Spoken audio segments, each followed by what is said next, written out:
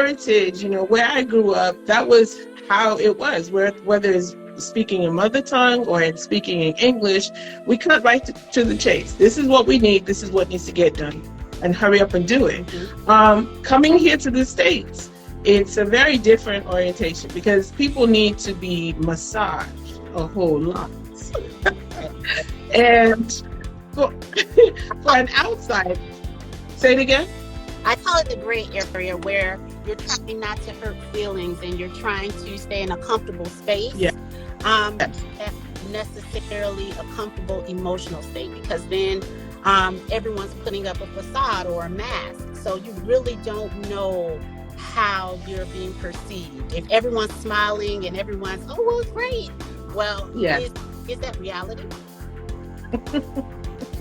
Yeah, I agree. And so our children aren't really learning how to respond because they never have actually been challenged, because they're so used to that grade. Hi, how are you doing? Or social media. So their perception of things is very, very different than when we grew up. But yes, I do think there's some cultural component. In America, we spend so much time trying to not hurt feelings and not to overstep boundaries. But in some regards, that's a safe place. But in some regards, at the same time, you never grow and develop your socially or emotionally, because everything. Thank you for saying that, because truly that has been, I think, for anyone who is coming to the United States, that has been something that I can say, as I'm a Nigerian American, so I can say as a foreigner who's coming to the United States, it was challenging because on the one hand, the American side says, oh, this person is you're blunt, you're forthright, you really didn't consider my emotions, you didn't consider my feelings. On the other side, I'm thinking, well, if I put it any other way, I'm lying, because, I'm not telling the truth. So it has been code switching. I suppose that's what, foreigners have to do.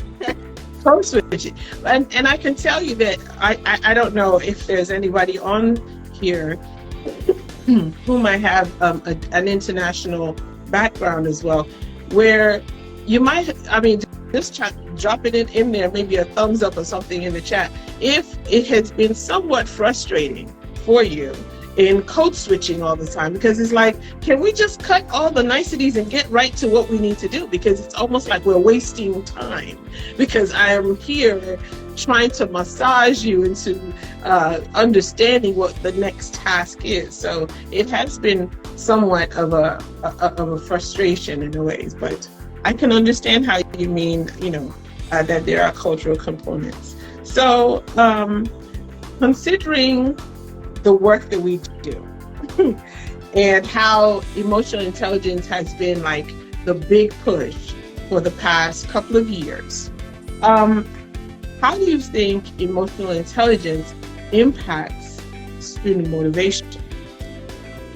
I think that it's a very big component of student motivation. And I feel like because of COVID, we had lost touch with one another and being able to pick up on, social cues and the way that people were feeling, because we weren't connected anymore. And out for so long, and we lost that connection. So our kids, unfortunately, when they came back, they didn't know how to connect again. They couldn't, put that plug back into the outlet. So this social emotional learning thing, although a lot of people will say, well, kids should already know this, or their parents should have taught them this. Yes. They actually have been disconnected for quite some time, because even if they were at home, they're in front of a computer screen. Yeah. So it definitely goes into motivation. And I always try to be that role model in the classroom to show students what, emotional intelligence looks like. And I try to bring it into lessons so that they connect that and give them scenarios.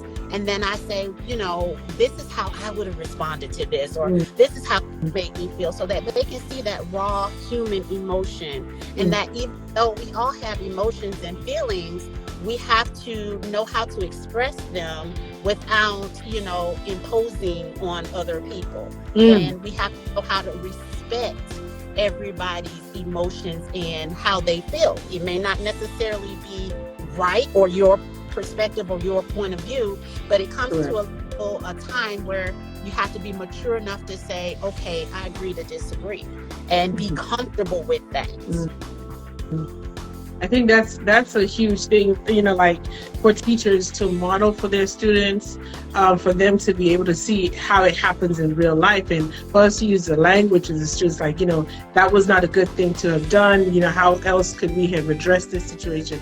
I think that is awesome, because what that leans into is that social, emotional intelligence really helps you to develop and deepen a professional teacher-student relationship. That's what I'm hearing. It does. It helps to build rapport with the students. And like I Mhm. said, it helps them to see you as a human being. So Yes. so many times students just see it as, oh, you're the teacher, Mhm. Mhm. whatever you say, it's just like that in the classroom. You don't have a life outside of school. And Yeah. unfortunately, that's pretty much how they see me. But once I really get them in my classroom and I start giving them scenarios and telling them about, life Yeah. situations and, that have happened, they start to connect and they're like, oh, Mr. Cameron's a human. She's a human being. And Exactly. She doesn't live here 24/7. well, I don't know about that, but yes. But they're expecting this perfect person, and the human factor that we have is that we're not perfect, and we have to Yes. learn how to make mistakes, and